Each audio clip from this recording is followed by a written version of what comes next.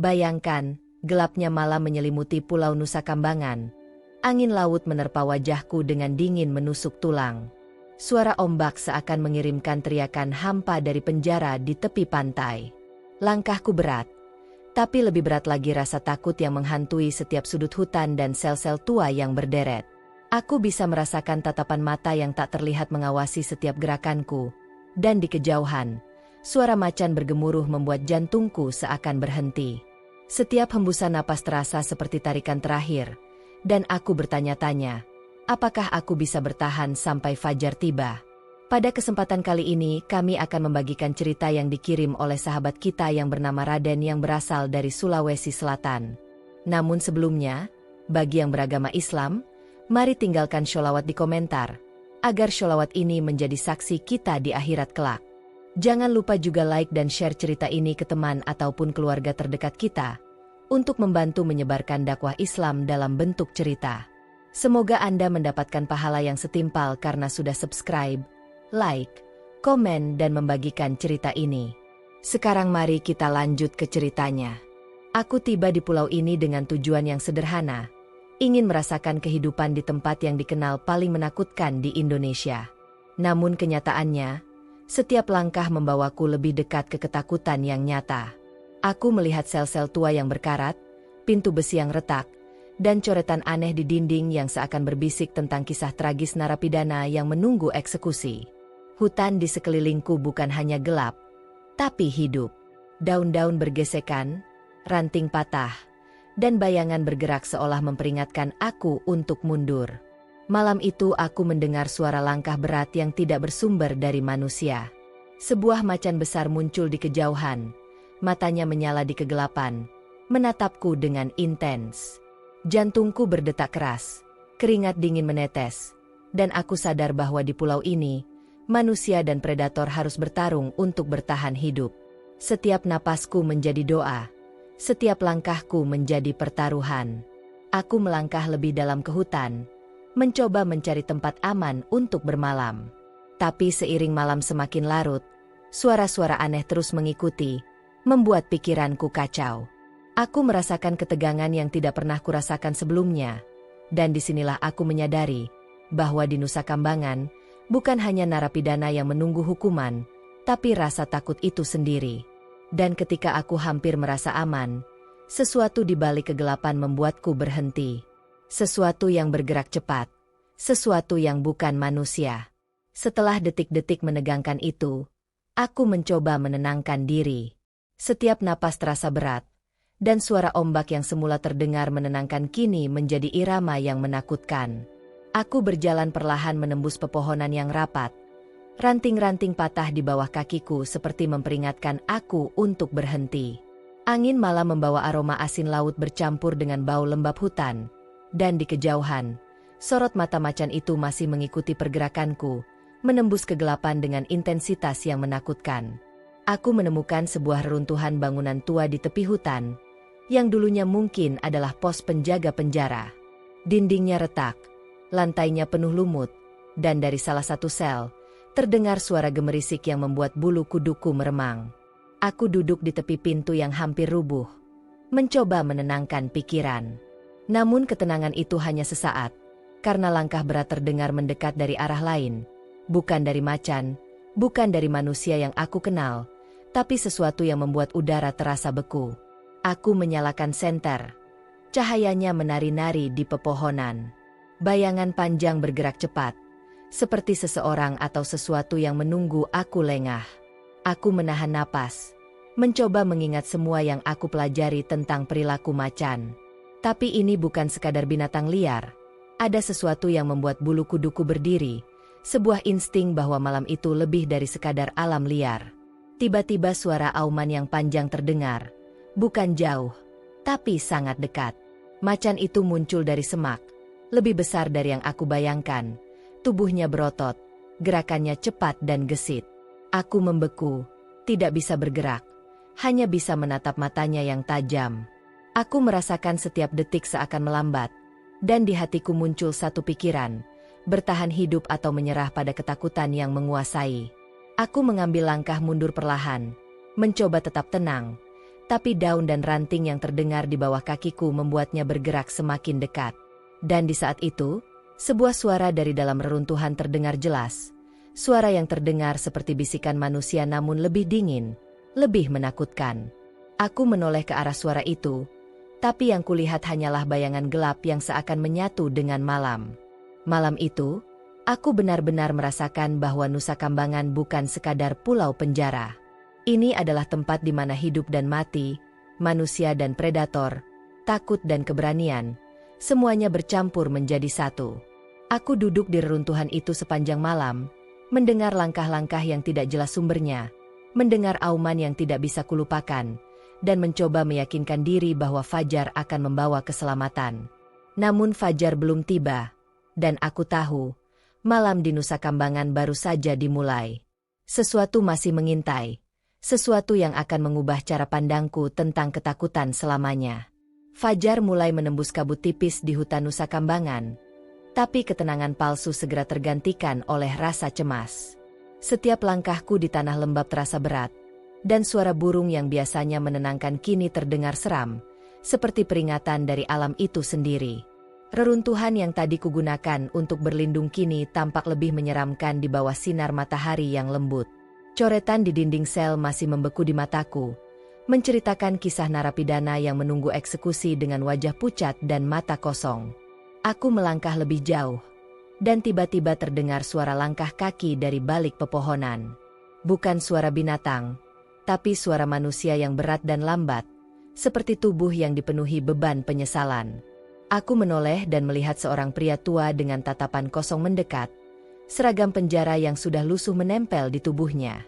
Aku mencoba menyapa, tapi suaraku tercekat. Pria itu berhenti beberapa meter dariku, menatapku tanpa mengatakan sepatah kata pun. Ada sesuatu di matanya yang membuatku menggigil, rasa takut bercampur penasaran. Aku memberanikan diri untuk bertanya, tapi suaraku nyaris tak terdengar. Pria itu menunjuk ke arah hutan lebih dalam, ke sebuah jalur yang dipenuhi pepohonan rapat. Aku ragu, tapi instingku mengatakan bahwa jalur itu harus kulewati jika ingin memahami rahasia Nusa Kambangan. Langkah demi langkah, aku menelusuri jalur itu, merasakan setiap detik seperti bertaruh dengan hidupku sendiri. Tiba-tiba terdengar suara auman lagi, kali ini lebih dekat dan lebih mengancam.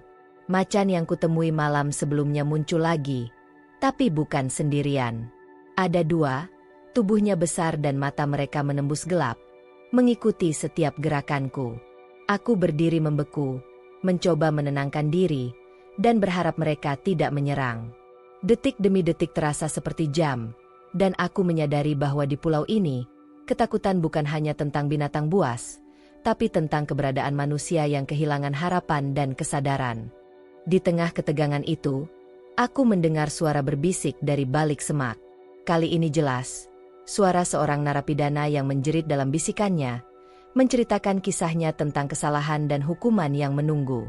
Aku mencoba mendekat, tapi bayangan gelap bergerak di antara pepohonan, membuatku terhenti.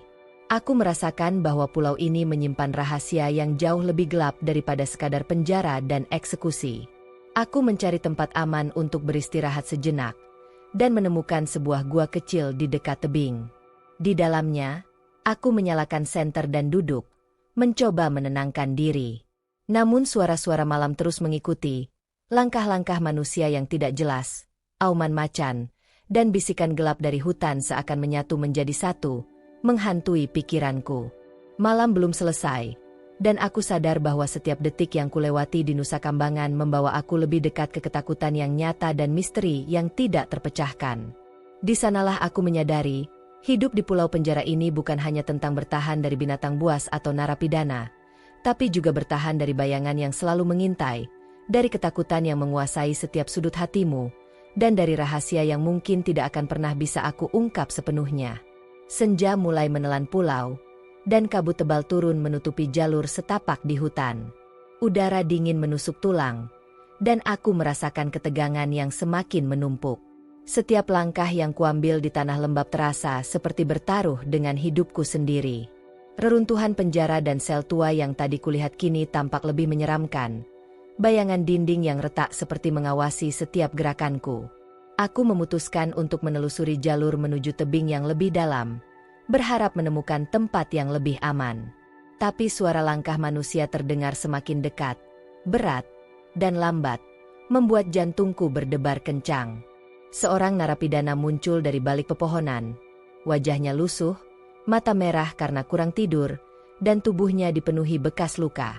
Dia menatapku lama, tanpa bicara, dan menunjuk ke arah gua kecil di dekat tebing. Aku tahu, di sini bukan hanya binatang yang harus kutakuti, tapi juga manusia yang telah kehilangan semua harapan. Aku berjalan perlahan menuju gua itu, tapi di tengah jalan terdengar suara auman yang memecah keheningan. Macan besar muncul dari semak. Dua pasang mata tajam menembus gelap. Aku membeku, merasakan keringat dingin menetes di punggung, dan setiap detik terasa seperti jam yang menghitung akhir hidupku. Macan itu bergerak cepat, namun mereka tidak menyerang. Seolah memperingatkan aku untuk mundur, atau mungkin menunggu sesuatu yang lebih buruk. Di gua, aku menemukan bekas api unggun tua dan coretan di dinding, menceritakan kisah seorang narapidana yang menunggu eksekusi sambil mencoba bertahan hidup di tengah hutan. Aku duduk di sana, mencoba menenangkan diri, tapi suara langkah-langkah berat dari luar gua terus menghantui. Tiba-tiba, seorang narapidana lain muncul dari kegelapan, lebih muda, dengan tatapan liar dan gigi yang menggertak.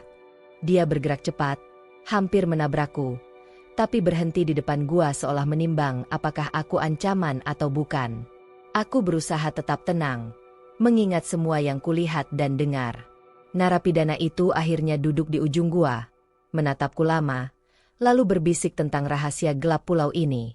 Dia menceritakan tentang narapidana yang hilang, tentang suara-suara aneh di malam hari, tentang macan yang bukan hanya predator, tapi penjaga rahasia pulau. Setiap kata yang keluar dari bibirnya membuat darahku berdesir, karena aku tahu bahwa rahasia itu nyata, dan mungkin aku adalah saksi berikutnya. Malam itu, aku tidak hanya bertarung dengan rasa takutku sendiri, tapi juga dengan makhluk hidup dan manusia yang telah terseret dalam kegelapan Nusa Kambangan. Setiap detik terasa panjang, setiap langkah adalah pertaruhan, dan aku menyadari satu hal, pulau ini bukan tempat untuk mereka yang lemah hati. Di sini, hidup dan mati, manusia dan predator, ketakutan dan keberanian bercampur menjadi satu. Dan ketika aku menutup mata sejenak di gua itu, aku merasakan tatapan dari sesuatu yang tidak bisa kulihat jelas. Sesuatu yang lebih gelap daripada malam, lebih menakutkan daripada macan atau narapidana yang liar. Aku tahu, malam di Nusa Kambangan belum selesai, dan rahasia yang akan aku temui berikutnya mungkin akan mengubah hidupku selamanya. Malam itu lebih gelap daripada sebelumnya. Kabut tebal menyelimuti setiap sudut hutan Nusa Kambangan. Aku melangkah hati-hati, napasku berat, dan setiap suara ranting patah di bawah kakiku terasa seperti alarm yang membangunkan kengerian di sekitar. Suara auman macan terdengar semakin dekat, membuat bulu kuduku meremang. Tapi itu bukan satu-satunya yang menakutkan. Langkah-langkah manusia terdengar di segala arah, lambat, berat, dan penuh dendam. Tiba-tiba seorang narapidana muncul dari semak. Wajahnya menegang, mata merah menyala, dan tubuhnya penuh luka lama. Dia berteriak, bukan sekadar suara, tapi jeritan yang membuat hati bergetar dan pikiran kacau. Aku mundur, tapi dia mengejarku, lari di antara pepohonan yang rapat, ranting-ranting menghantam wajahku, dan angin malam membawa aroma lembab yang semakin menyesakan. Di tengah kepanikan itu, aku melihat dua macan besar muncul dari kegelapan. Mereka mengaum keras, tubuh berotot menegaskan dominasi mereka. Narapidana itu berhenti, menatap macan, dan aku sadar aku berada di antara predator dan manusia yang kehilangan akal. Aku mencoba mengatur napas, menenangkan diri, dan berpikir cepat. Setiap langkah salah bisa berarti akhir hidupku. Aku melompat ke sisi tebing, menahan diri di batu yang licin, sambil terus mengawasi macan dan narapidana itu. Detik demi detik terasa panjang. Suara auman dan jeritan bergantian membuat otakku seperti terbakar oleh ketegangan. Aku melihat reruntuhan penjara di kejauhan, cahaya redup menembus dinding yang retak, seakan memberi petunjuk bahwa tempat itu bisa menjadi perlindungan sementara.